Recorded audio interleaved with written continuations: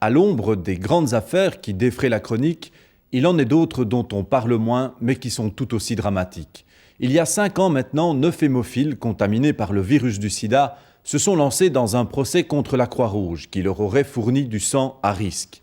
Pour ces 9 hémophiles, il s'agissait d'une course contre la mort, puisqu'aujourd'hui, 4 d'entre eux sont déjà décédés. Ils n'ont rien dit, ils n'ont rien fait. La France a été frappée de plein fouet par le drame du sang contaminé par le virus du sida. Les premières victimes furent les premiers demandeurs, les hémophiles dont le sang ne coagule pas. Des milliers de personnes contaminées, des centaines de morts.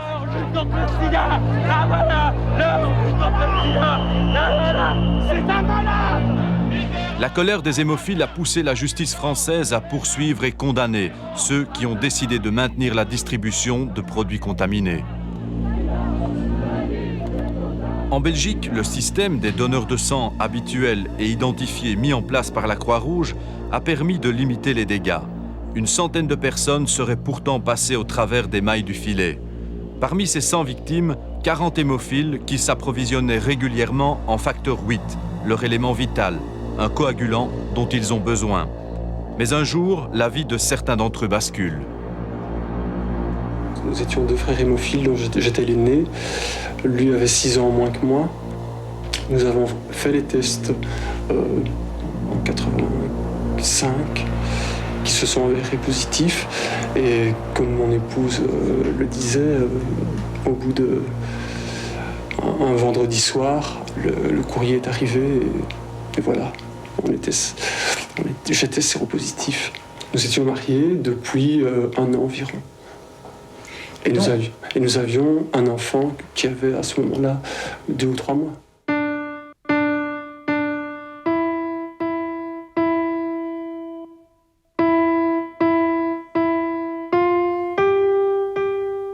Il y a quelques semaines, c'était la Toussaint.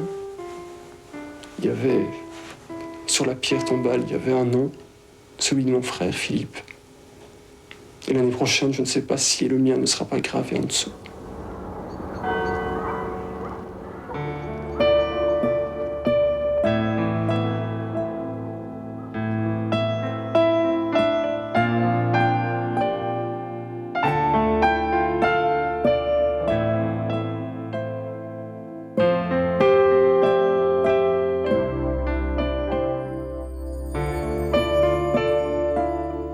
Malgré son hémophilie, Eric avait réussi à vivre normalement. Un mariage, des enfants, le bonheur simple.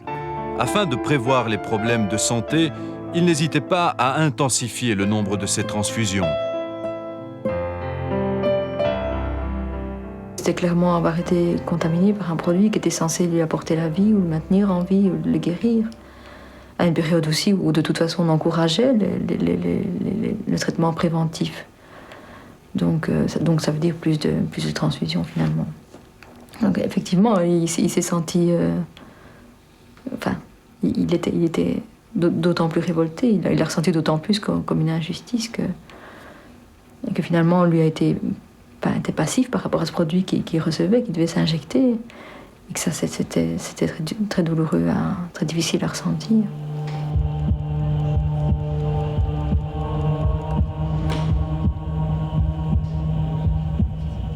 Le drame vécu par les hémophiles belges est resté très longtemps dans l'ombre. À côté des milliers de victimes françaises, allemandes ou espagnoles, Eric et les autres sont apparus aux yeux de certains comme, je cite, une quantité négligeable. Il parlait de quantité négligeable par rapport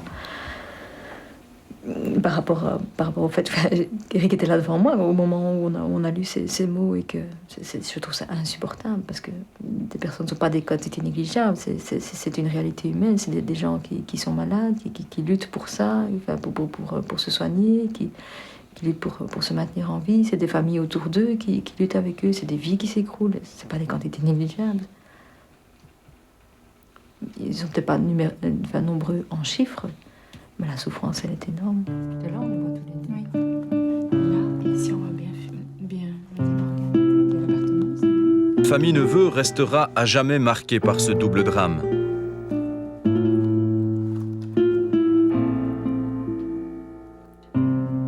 Catherine a perdu son mari et son beau-frère. Patricia et Dominique, elles, ont perdu leurs 2 frères.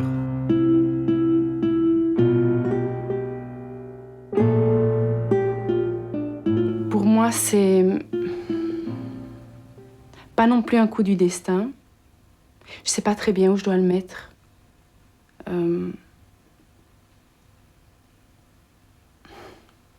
Mais c'est trop pour une personne. C'est trop. Vivre une enfance comme ça, avec la maladie, et être seule face à la maladie après le sida, donc avec le sida, c'est pas acceptable.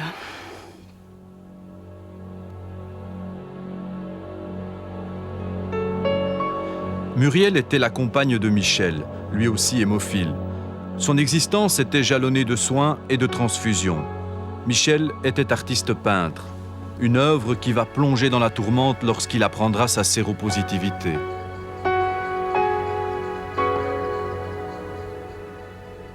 Ayant fait tout le temps des tests, etc., toujours négatifs, jusque bien loin après l'histoire de la France. Donc pour lui, c'était... Non, ça va, il était clean, il s'était rien passé pour lui. Jusqu'au jour où, on lui apprend qu'il est séropositif.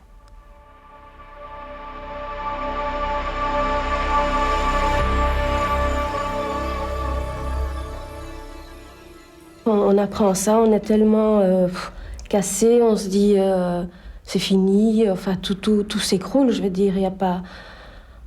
On n'a plus de projet, on n'a plus d'avenir, on se dit que le monde s'écroule.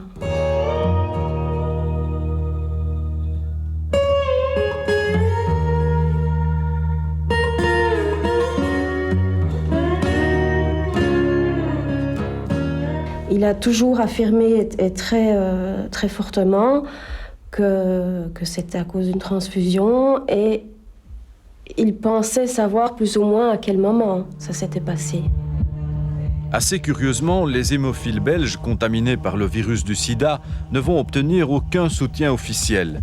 Du jour de leur contamination jusqu'à leur mort, jamais ils n'obtiendront une reconnaissance ou une indemnisation.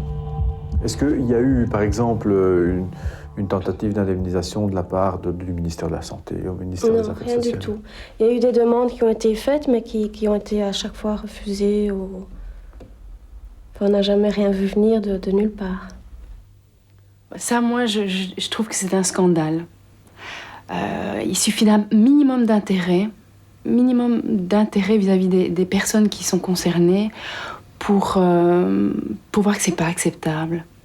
Ces personnes, comme on l'a dit, ont eu besoin de ces facteurs 8, 9, etc., pour leur vie de tous les jours.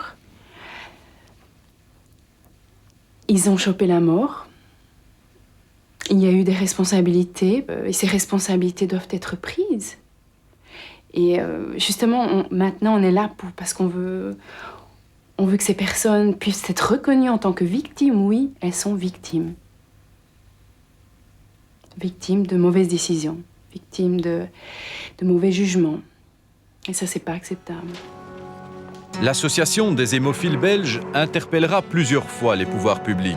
La Belgique est un des seuls pays occidentaux à ne pas avoir indemnisé ces hémophiles contaminés. Trouvez-vous normal que dans une Europe unie, où nous voyons des procédures d'indemnisation dans tous les pays voisins, il y ait comme un îlot, la Belgique comme une île au milieu d'une mer, où là, les patients qui ont connu les mêmes difficultés et qui subissent le même dommage ne se voient pas reconnus dans cette situation et a fortiori ne se voient pas indemnisés. Donc nous posons des questions. Dès le début, les hémophiles vont s'adresser au ministre de la Santé et des Affaires sociales successifs afin d'obtenir une indemnisation. À chaque fois, ils se voient opposer une fin de non-recevoir. S'il existe une faute, c'est à la Croix-Rouge qu'il faut s'en prendre, répond-on en substance. Lors d'une interpellation au Sénat, le ministre de la Santé, Jacques Sandequin, reprenait même un argument développé par la communauté française. Il ne faut pas séparer les séropositifs en sous-catégories, dont les unes seraient plus méritantes que les autres. Je ne peux pas m'imaginer que ces arguments n'ont pas effleuré les responsables de tous nos pays voisins. Mais malgré tout, dans tous ces pays, la décision a été prise et il n'y a eu aucune difficulté. N'allez pas croire que d'autres groupes à risque se sont révoltés devant les mesures d'indemnisation qui ont été prises vis-à-vis de ce groupe précis de contaminés par la voie transfusionnelle. Je ne connais aucun exemple. Donc j'ai l'impression que nous jouons les champions de l'éthique, mais ça fait vraiment penseur en chambre. Les différents ministères responsables, affaires sociales, santé, se renvoient la balle et ils leur conseillent surtout d'aller voir, entre guillemets, du côté des responsabilités. Alors c'est vraiment honteux, je pense, c'est une démarche qui est assez scandaleuse. Mais je pense qu'on a fait ça pour la raison suivante, c'est qu'on a craint en Belgique de créer un précédent, c'est-à-dire de devoir payer aujourd'hui pour le sida et demain de devoir payer pour toutes les transfusions qui occasionneraient par exemple ou qui donneraient l'hépatite C à d'autres victimes. Voilà donc les victimes livrées à elles-mêmes. Et parmi ces victimes, on trouve également un enfant hémophile atteint du virus du sida. Cet enfant est malade, mais il vit toujours. Voici le témoignage anonyme de sa maman. On pensait aussi que tout était fait pour avoir des produits corrects. On soignait un enfant, on ne pensait pas que pendant un soin, on allait lui redonner une autre maladie. La Croix-Rouge nous signalait toujours que les produits étaient corrects, étaient testés, et pour nous, il n'y avait aucun risque. Il y a une relation de confiance. La Croix-Rouge est une institution vénérable qui a rendu d'éminents services et qui en rendra encore. Elle nous a toujours bien servi. Et puis tout d'un coup, en rassemblant les pièces du dossier, nous découvrons des choses, mais tellement renversantes, tellement inadmissibles que la décision est prise, oui. Il faut s'adresser à un tribunal. En 1992, 9 hémophiles contaminés se lancent dans un procès contre la Croix-Rouge. À la base de leurs accusations, des erreurs et des négligences commises par la Croix-Rouge. Dès le mois d'août 1985, le test HIV était devenu obligatoire pour tous les donneurs. La Croix-Rouge aurait poursuivi la distribution de plasma non testé jusqu'en décembre 1985, soit 4 mois de trop. La loi en ce qui concerne les tests chez les donneurs était 1er août 1985. Et bien sûr, tous les tests ont été faits à partir de cette date. Mais on se retrouvait devant le problème, c'est que si on devait... il faut un certain temps pour produire le facteur 8 pour les hémophiles. On nous parle d'un stock qu'il lui fallut reconstituer. Quand on recoupe toutes les informations, sans grand effort particulier, la constitution d'un stock prend 2 mois. Pour les hémophiles, l'argument du réapprovisionnement des stocks en produits testés paraît d'autant plus faible qu'un procès-verbal interne à la Croix-Rouge datant du mois d'avril 1985 mentionne qu'il faut prendre des mesures pour fournir à Amsterdam du plasma testé à partir du 1er juin.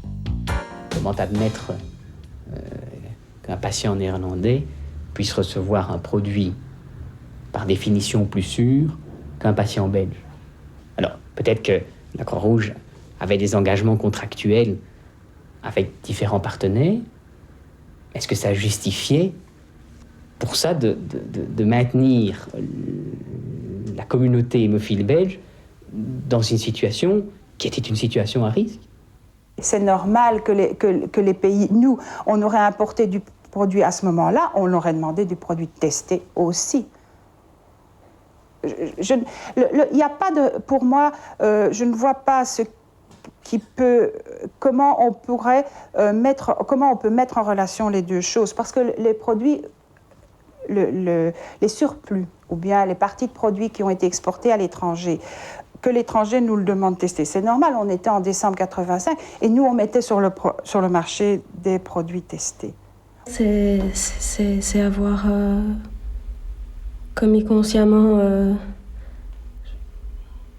pour être fort dur, enfin un crime.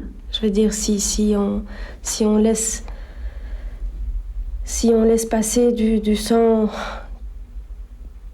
où on sait où il y a le risque de contamination, on est sûr que, enfin, on se rend bien compte qu'on risque de prendre la vie à je sais pas, X nombre de personnes quand même. C'est terrible.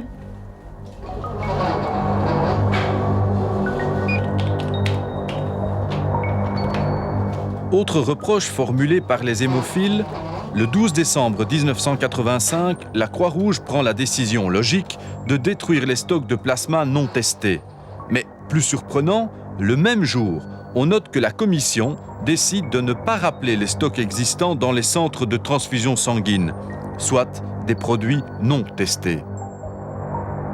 Est-ce que les hémophiles ont été contactés par la Croix-Rouge? Est-ce qu'on leur a envoyé un courrier, par exemple, en leur disant « Attention, il y a des produits qui ne sont pas testés, qui sont sur le marché, renvoyez-nous tout ce qui peut être douteux ».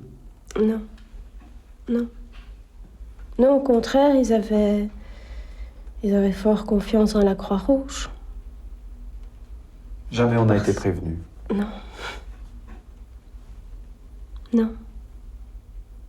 En ce qui concerne le facteur 8 qui était chez les hémophiles ou peut-être chez les pharmaciens ou dans les centres de transfusion, il y a eu une note dans le journal Forum des hémophiles qui leur expliquait la différence entre les nouveaux et les anciens facteurs, mais honnêtement, je n'ai pas souvenir qu'il y ait eu des procédures. On n'avait pas des procédures strictes à l'époque. Donc il n'y a pas eu un rappel officiel de la part de la Croix-Rouge des produits non testés? Chez les hémophiles, je ne pense pas. Est-ce qu'à votre avis, c'était quand même prendre un grand risque? Il faut se replacer dans le contexte de l'époque. Si vous me posez la question aujourd'hui, le risque existait. Dans le contexte de l'époque, je ne sais pas répondre par rapport au contexte de l'époque. Mais pourtant, on avait quand même pris la décision de détruire les stocks, donc c'est qu'on avait bien conscience du problème. Oui, je pense qu'on avait conscience du problème, mais à partir du moment où on a, en accord avec les hémophiles et le journal Forum, précisé aux hémophiles qu'il y avait une différence entre le nouveau et l'ancien produit, je pense qu'on a fait ce qui, pour l'époque, devait être suffisant.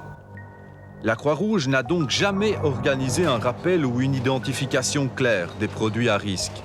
Dans l'exemplaire de la revue Forum, daté de janvier 86, les hémophiles ont de leur propre initiative fait allusion au problème. C'est derrière cette allusion que se retranche aujourd'hui la Croix-Rouge. Au fond, l'information qu'il fallait donner aux hémophiles était toute simple. Il suffisait de dire aux hémophiles, dorénavant, vous n'utiliserez plus que les flacons dont le numéro de production comporte 3 chiffres, et vous éliminerez, vous rapporterez au centre de transfusion sanguine tous les lots, tous les flacons portant un numéro de lot à 4 chiffres. C'était tout simple, c'était transparent, ça n'a jamais été précisé. Dès 1983, la société Baxter, implantée à Lessines, introduit le principe du chauffage des dérivés sanguins dans sa production. Ce principe permet d'éliminer le risque de contamination par transfusion. Mais les hémophiles s'interrogent. Pourquoi la Croix-Rouge n'a-t-elle appliqué ce principe qu'en 1986, soit 3 ans après Baxter? Dès le début de l'année 86, février-mars, les premiers lots expérimentaux, parce que vous savez que c'est comme un médicament, on ne sort pas les lots de la chaîne et on les distribue, les premiers lots expérimentaux ont été distribués dans certains hôpitaux pour des essais cliniques, la phase 3 médicamenteuse, et en juin 1986, tout le produit était du facteur 8 purifié et chauffé. En France, les tribunaux ont estimé que la date d'introduction du chauffage, fin 1985, est déjà beaucoup trop tardive par rapport à ce qui se faisait notamment aux États-Unis. Or, chez nous, cette introduction n'est effective qu'à la mi-1986. La justice devra donc décider si la Croix-Rouge de Belgique a commis des erreurs ou des négligences. En 5 années de procédure, aucune décision n'est encore tombée. Mais durant les débats, les hémophiles ont été choqués par les arguments développés par la Croix-Rouge.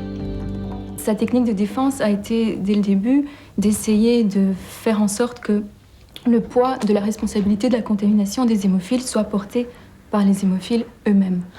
Alors, dans un premier temps, on a vu la Croix-Rouge, par exemple, suggérer que les hémophiles avaient pu utiliser des produits étrangers. Ensuite, elle a insinué, et de façon assez gauche d'ailleurs, qu'ils auraient très bien pu se contaminer par d'autres moyens. Il faut évidemment entendre par là, soit par injection de drogue, soit parce qu'ils seraient homosexuels. Pour un enfant de 5 ans, il n'y a aucune autre possibilité. Le problème de drogue, ce n'est pas cet âge-là, et les relations sexuelles non plus. Donc, vraiment, il n'y a aucune autre possibilité. Et je pense que c'est ça qui les met très mal à l'aise. C'est vrai que c'est difficilement contrôlable. Je veux dire, personne n'est à l'abri d'une aventure ailleurs ou d'un voyage à l'étranger ou des choses comme ça. Michel et moi, c'est pas notre cas. Je veux dire, c'est pas notre cas. On avait une vie tout à fait régulière. Michel, quand on partait en vacances à l'étranger, on partait avec les frigo-box, avec les flacons de transfusion dedans. Donc, je veux dire, là,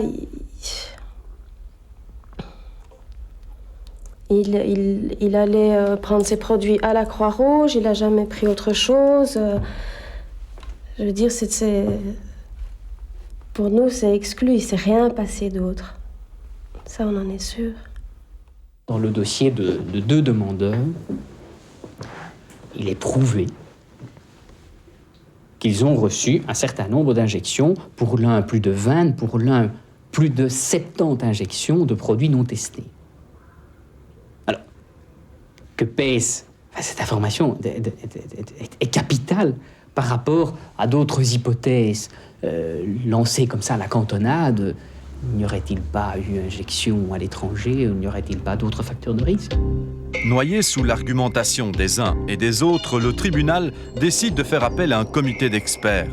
Mais pour les hémophiles, le temps presse. En effet, 4 des 9 plaignants sont déjà décédés. Et les survivants, eux, accusent la Croix-Rouge d'abuser de recours de procédure. Pour avoir signé quelques documents concernant un des plaignants, un expert sera récusé par la Croix-Rouge. Enfin, savez-vous que la Croix-Rouge est allée jusqu'à... Peut-on imaginer que la Croix-Rouge est allée jusqu'à récuser l'expert qu'elle avait elle-même suggéré de nommer? Comment voulez-vous que les victimes comprennent quoi que ce soit? À un moment précis. À un moment précis. Cette récusation a été introduite quelques semaines avant le dépôt des premières conclusions de l'expertise. Expertise qui maintenant est à l'arrêt depuis plus d'1 année et demie. La Croix-Rouge a dit tel expert, on n'en veut pas parce qu'on a découvert que cet expert était impliqué. Ça, ce sont pour moi des procédures. D'ailleurs, le juge en a décidé ainsi. Ce sont des procédures tout à fait juridiques qui suivent leur cours. Maintenant, peut-être que les experts n'auraient pas dû accepter la mission. Ça aurait raccourci déjà les délais. Donc poussons le raisonnement avec certainement un peu de malice. Peut-être a-t-elle été jusqu'à suggérer le nom d'un expert dont elle savait qu'elle pourrait plus tard l'écarter. CQFD, nous sommes 5 ans après, rien n'avance. La procédure est enlisée. La stratégie est évidente.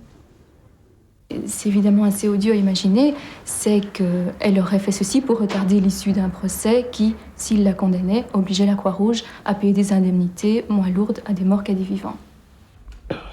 Je crois qu'ils essayent de traîner, j'ai l'impression. Moi, j'ai l'impression, parce que c'est clair qu'il faut aider les séropositifs quand ils sont là, et pas quand ils sont partis. Je veux dire, après, ça n'a plus de... C'est pendant qu'ils sont là qu'il faut les aider, qu'il faut leur permettre d'avoir des soins convenables, à la limite de pouvoir se faire soigner à la maison, d'avoir un tas de choses, quoi. Maintenant, Michel n'est plus là. Est-ce que vous continuez le combat? Oui.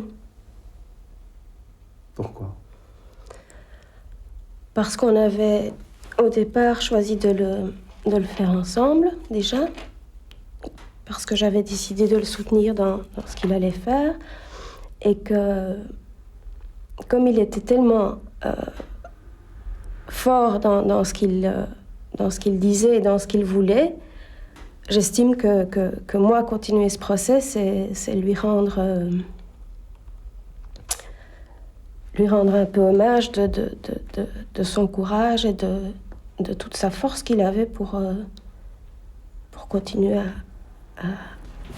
à vivre tant qu'il a pu et aussi bien que possible. Moi, j'ai décidé d'intenter un procès pour mon fils, pour que le jour où il sera capable de comprendre, on puisse lui dire, bon, on a fait tout.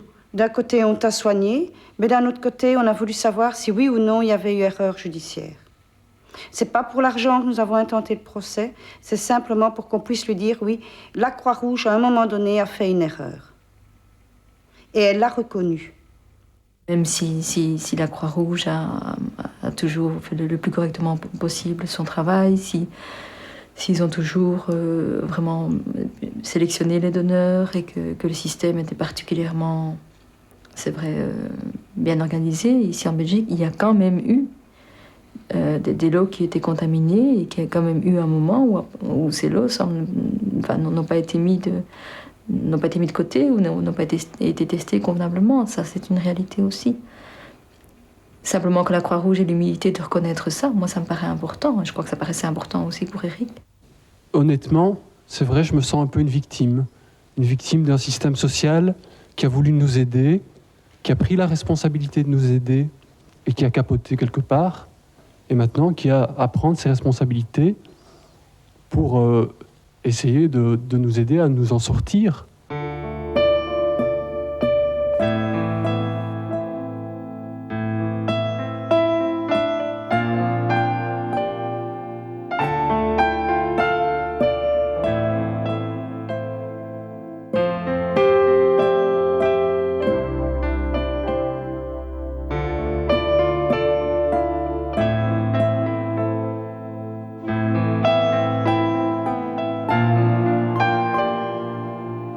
Vous l'aurez remarqué, un grand absent dans ce reportage, le monde politique. Nous avons bien entendu tenté de demander à M. Collat, le ministre de la Santé publique, pourquoi on laisse depuis autant d'années les hémophiles livrés à leur sort.